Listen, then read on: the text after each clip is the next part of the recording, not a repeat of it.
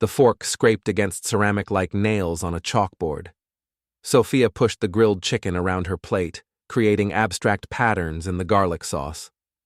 Across from me, she wore that expression, the one that said I'd already disappointed her before I'd even opened my mouth. "This is bland," she announced, not looking up. "Everything you make is bland, Theo." "Just like you." I set down my beer, keeping my voice level. "What's that supposed to mean?" She finally looked at me then, her green eyes cold as winter glass. "I'd rather have dinner with my ex. He's vegan, unlike you."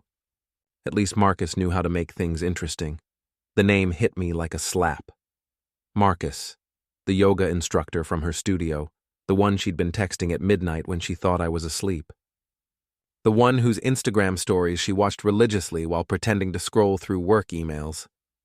"Fine," I said. That single word carried 8 years of marriage down the drain. Sophia blinked, clearly expecting an argument, a plea, something more than my calm acceptance. But I'd learned long ago that the loudest revenge whispers. She pushed back from the table, chair legs scraping against hardwood. "Fine? That's it? God, Theo, no wonder I—" She caught herself, but the damage was done. We both knew what she'd almost said. "Go ahead," I said, cutting into my steak. The knife moved smoothly through the meat, revealing pink center. "Finish that thought." "Forget it." She grabbed her purse from the counter. "I'm going to yoga class." At 10:30 on a Tuesday night. Right. I watched her leave, noting how she'd put on makeup before our home-cooked dinner. Noting how she checked her phone twice before reaching the door. After her car pulled away, I opened my laptop and logged into our joint account. 23,000 in savings. Enough for a down payment if you knew where to look. If you'd spent months researching failing restaurants in the downtown district. If you'd been planning for this moment since you found those text messages 3 weeks ago. I transferred every penny into my personal account. Then I made a phone call. Jimmy's Real Estate. This is Jimmy. "The restaurant space on Maple Street," I said. "Is it still available?" The next morning, Sophia found me drinking coffee and reading restaurant supply catalogs. "What's all this?" she asked, still in her yoga clothes from the night before, same ones she'd left in. "Research," I said, not looking up from a page of commercial grills. "For a project." She poured herself coffee, and I caught her checking her phone. A smile flickered across her face, the kind she hadn't given me in months. "Since when are you interested in restaurants?" "Since always. You just never asked." That afternoon, I met Jimmy at the Maple Street location. The previous owner had run an Italian place into the ground. Too much overhead, not enough customers. Perfect for my purposes. "She needs work," Jimmy said, gesturing at the water-stained ceiling. "But the kitchen equipment's solid. Previous guy bought top of the line before he went belly up." I walked through the dining room, imagining it filled with the scent of charcoal and sizzling beef. 36 seats, big windows facing the street. Perfect for what I had in mind. "I'll take it." Jimmy's eyebrows shot up. "Don't you want to negotiate?" "Think about it." "No." I pulled out my checkbook. First month, last month, security deposit. Cash bonus if we can close by Friday. That night, Sophia came home late again. I was in my home office, sketching menu layouts. "Theo, we need to talk about money," she said, standing in the doorway. "What about it?" "I tried to use the debit card today, and it was declined." The grocery store was mortifying. I looked up from my sketches, checked the account balance. She pulled out her phone, fingers flying across the screen. Her face went white. "Where's our money, Theo?" "Invested it." "In what? A restaurant?" The silence stretched between us like a taut wire.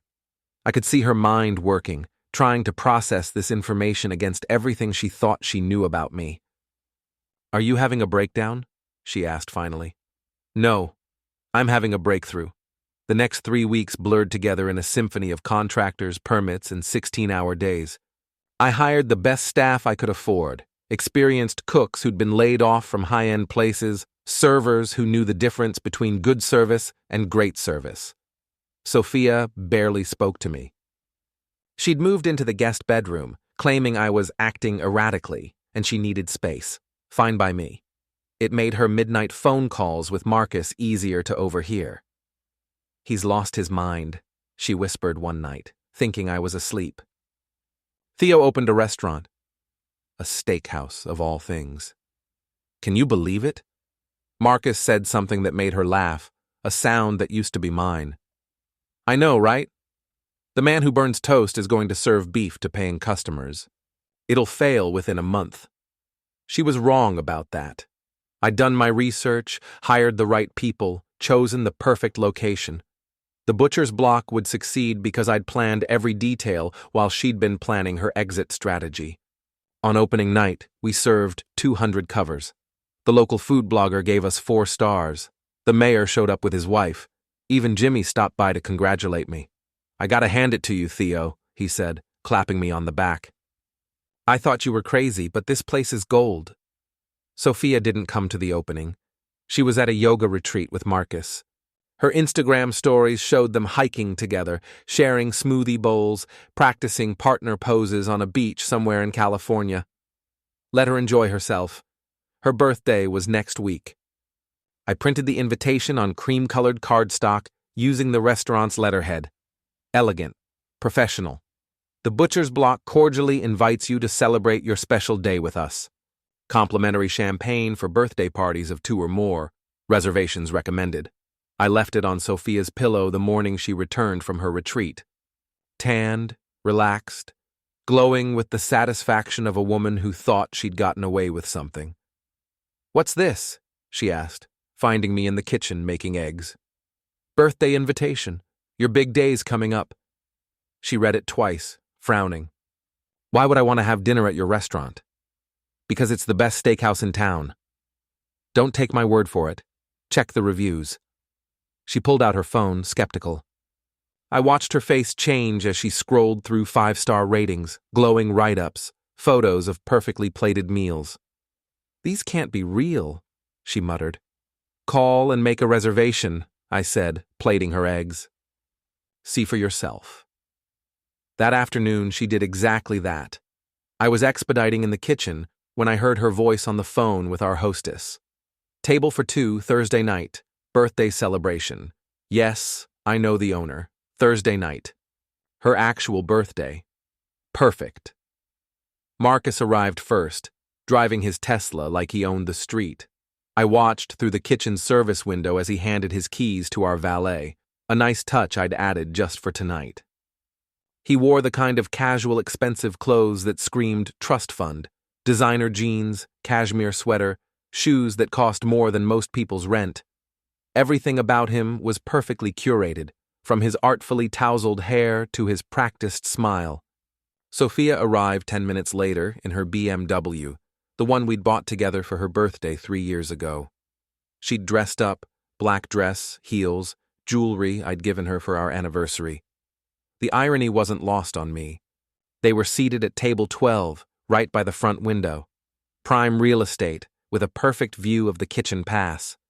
I sent out the amuse-bouche personally, duck confit on brioche points.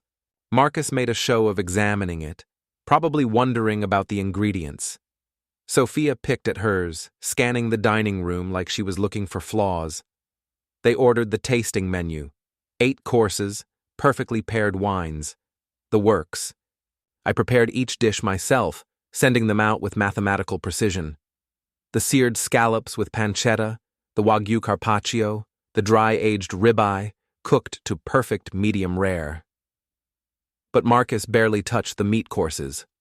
I watched him push the steak around his plate, taking tiny bites of vegetables and starches. Sophia kept glancing toward the kitchen, clearly uncomfortable. For dessert, I prepared something special. Chocolate soufflé with gold leaf, accompanied by Dom Pérignon and a single candle. I carried it out myself. "Happy birthday, sweetheart," I said, setting the plate in front of Sophia. She looked up at me, eyes wide with something between surprise and terror. Marcus half stood like he was ready to run. Theo, Sophia said carefully. This is Marcus, right? I've heard so much about you. I extended my hand to him. Theo Kingston, owner and chef. Marcus shook my hand, his palm sweaty. Nice to meet you. This is, quite a restaurant. Thank you. I opened it specifically for my wife's birthday. Everything she deserves. The words hung in the air like smoke. Sophia's face had gone pale beneath her makeup. How thoughtful, Marcus said, clearly wanting to be anywhere else. I aim to please. I turned to Sophia. Make a wish, honey. Blow out your candle. She stared at the flame like it might bite her. Around us, the restaurant hummed with conversation and clinking glasses. Normal people having normal evenings, oblivious to the drama playing out at table 12. Go on, I urged. What do you wish for? Sophia's hands trembled as she leaned forward and extinguished the flame. When she looked up at me, I saw something new in her eyes. Fear. I waited until they'd finished dessert, until Marcus had paid the check with his platinum card, until they were walking toward the exit. Then I intercepted them near the door. Leaving so soon? I was hoping we could chat. We really should go, Marcus said, his voice tight. Early morning tomorrow. Oh, I insist. My tone was pleasant, but something in my expression made him freeze. Just a few minutes. Professional courtesy. I guided them toward the private dining room, past the curious glances of other patrons. The room was set for a wine tasting. Intimate lighting, comfortable chairs, a table laden with untouched bottles. Sit, I said, closing the door behind us. They perched on the edge of their chairs like birds ready to take flight. Marcus kept checking his phone. Sophia stared at her hands. How long? I asked, pouring 3 glasses of wine. How long what? Sophia whispered. How long have you been sleeping with him? The question landed like a physical blow. Sophia flinched. Marcus set down his wine without tasting it. Theo, don't lie to me. Not here. Not tonight. Silence stretched between us. Outside the private room, I could hear the restaurant continuing its evening service. Life moving forward while mine stood still. 4 months, Sophia said finally. 5, Marcus corrected, then immediately looked like he wanted to take it back. I nodded, as if they'd confirmed the weather. 5 months, while we were planning our kitchen renovation, while we were talking about starting a family, while I was making you dinner every night and asking about your day. You don't understand, Sophia started. Explain it to me. She looked at Marcus for support, but he was studying his shoes like they contained the secrets of the universe. We're not connected anymore, she said. You work all the time, you never talk to me. We're like roommates. So, you decided to find connection somewhere else. It just happened, we didn't plan it. I turned to Marcus. What's your excuse? He cleared his throat, finally meeting my eyes. I'm sorry, man. It wasn't supposed to go this far, but it did go this far. 5 months far. I'd rather have dinner with my ex far. The words hung between us like an accusation. Sophia's face crumpled. I didn't mean that. I was angry. You meant every word. I stood, walking to the window that overlooked the dining room, my restaurant, my revenge. You know what the funny thing is? I actually believed you loved me. Right up until 3 weeks ago, when I found the text messages. Theo, the planning sessions for your yoga retreat, the late-night calls, the lies about working late, all of it. I turned back to face them. Did you think I was stupid? Neither answered. I asked you a question. No, Sophia whispered. I didn't think you were stupid. I thought you didn't care. I cared enough to build you this. I gestured toward the dining room. Everything you said you wanted, success, recognition, a husband who takes risks. That's not what this is, she said. No? Then what is it? She looked around the private dining room, taking in the expensive furnishings, the carefully curated wine selection, the view of the bustling restaurant beyond. Revenge, she said quietly. I smiled then, and I saw Marcus shiver at the sight of it. Smart girl. You always were observant when it mattered to you. This is insane, Marcus said, standing up. We're leaving. Are you? I moved between him and the door. Before we finish our conversation, there's nothing to talk about. Sophia and I are together now. You need to accept that. Together. I tasted the word like wine. Interesting choice of words. Are you telling your yoga students about your relationship, your ex-wife, your business partners? Marcus went very still. What?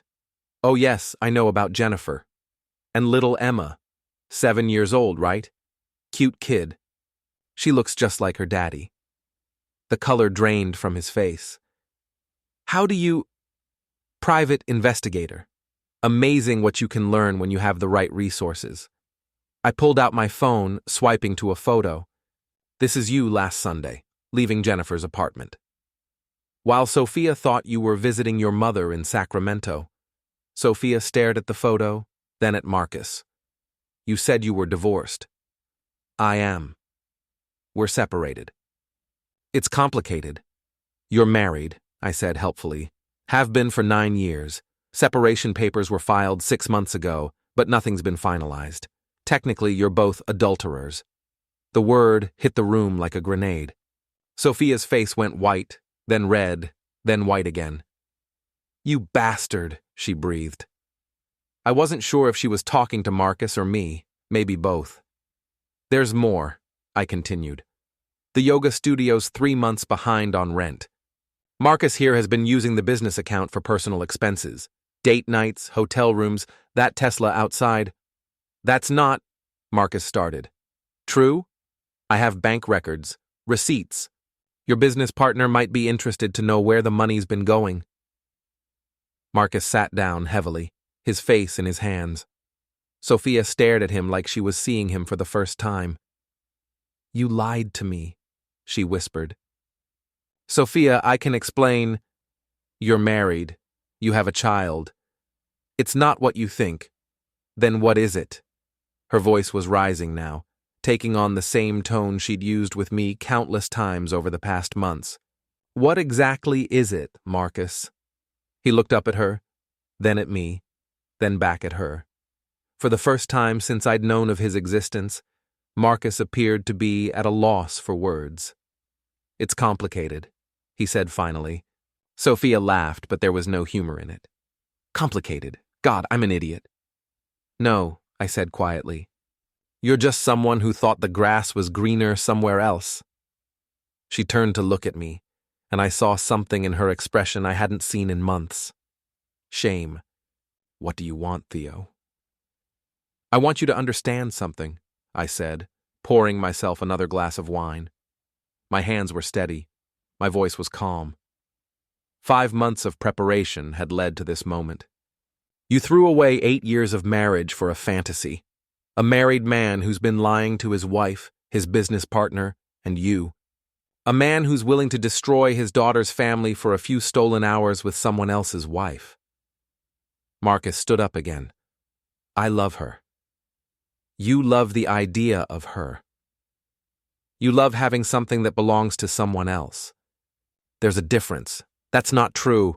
Then leave Jennifer. File for custody of Emma. Make it official. I turned to Sophia. Marry this man. Build a life with him. See how long it lasts when the excitement wears off and you're dealing with real problems instead of stolen moments. Sophia was crying now, mascara running down her cheeks in black tracks. I can't, she whispered. Why not? Because I don't actually love him. I loved the attention. I loved feeling wanted again. I loved having someone think I was special. Marcus recoiled like she'd slapped him. Sophia. I'm sorry, Marcus. But it's true. This whole thing, it was never about love. It was about escape. The silence in the room was deafening. Outside, I could hear the restaurant winding down for the night. Last orders being taken, tables being cleared, the end of service. "What happens now?" Sophia asked. I considered the question. For 5 months, I'd planned for this moment. But sitting here, looking at my wife, my soon-to-be ex-wife, and her lover, I realized the satisfaction I'd expected wasn't coming. They looked small, pathetic. Marcus was a middle-aged man having a midlife crisis, willing to destroy multiple families for a thrill. Sophia was a woman so disconnected from her own life that she'd burned it down rather than try to fix it. And me? I was the husband who'd responded to betrayal by orchestrating an elaborate public humiliation. None of us were the heroes of this story. "Now," I said, "you both go home. Marcus, you figure out what you want to do about your actual family. Sophia, you figure out what you want to do about your life, and I figure out what to do with this restaurant." "That's it?" Marcus asked. "What were you expecting? A fist fight? A duel at dawn?" I shook my head. "I'm not going to destroy you, Marcus. You're doing that perfectly well yourself. And Sophia." I looked at my wife for what I knew would be the last time. "You already destroyed us, 5 months ago." I walked to the door, then paused with my hand on the handle. "The divorce papers will be filed Monday. You can keep the house. It's in your name anyway. I'll keep the restaurant. We'll split everything else down the middle like civilized adults." "Theo?" Sophia called as I opened the door. I turned back. "I'm sorry," she said, "for all of it. You deserved better." I looked at her for a long moment.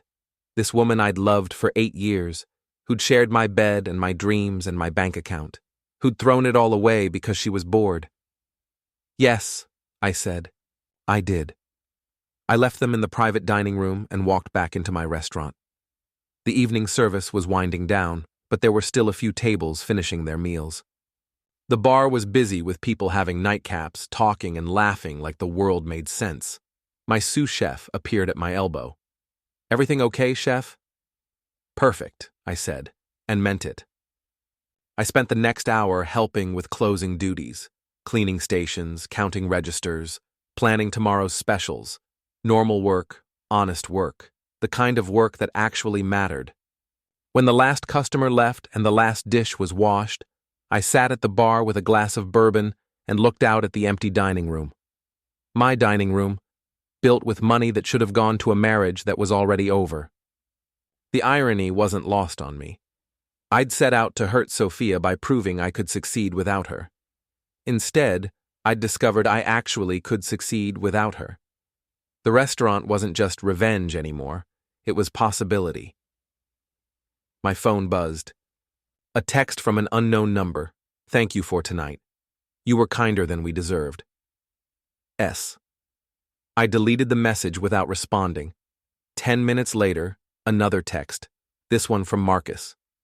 "I'm sorry, man. For what it's worth, she talked about you constantly. She never stopped loving you. She just stopped loving herself." I stared at that message for a long time before deleting it too. The truth was, it didn't matter anymore. Love without respect was just codependency. Passion without commitment was just selfishness. And revenge without purpose was just cruelty. I finished my bourbon and turned off the lights. Tomorrow, there would be new customers to serve, new challenges to face, new opportunities to build something lasting. Tonight, I was done looking backward. I walked out into the cool evening air, past the valet stand where Marcus's Tesla had been. Past the window where table 12 sat empty, waiting for tomorrow's diners. Past the sign that read, "The Butcher's Block" in elegant script. My name was on the lease. My money had built this place. My vision had made it succeed. And my marriage had died to make it possible. As I walked to my truck, I realized something that probably should have occurred to me months ago. The best revenge isn't hurting the people who hurt you. It's building something so good that their absence from your life becomes irrelevant. The restaurant would open tomorrow at 5. We were booked solid for the next 3 weeks. The reviews kept getting better. The staff was happy. The food was exceptional, and I would go home to an empty house that felt more peaceful than it had in years. I started the engine and pulled out into the street, leaving the butcher's block behind in the rearview mirror. But I wasn't leaving it behind. I was going home to plan tomorrow's menu, to dream up new dishes, to build something that would last longer than a marriage built on convenience and longer than an affair built on excitement. Something built on the only foundation that actually mattered, the work itself.